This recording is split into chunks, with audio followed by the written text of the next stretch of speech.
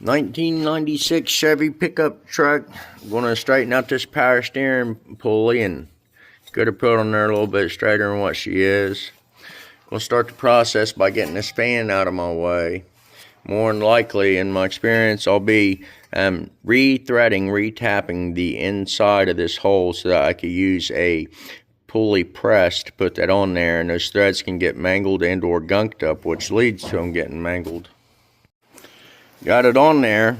Now the female part of the shaft on this, even though it identifies as a pulley, the female part, the bore of it was kind of boogered up, and I had to use a round file, like a chainsaw file, and some sandpaper to clean it up.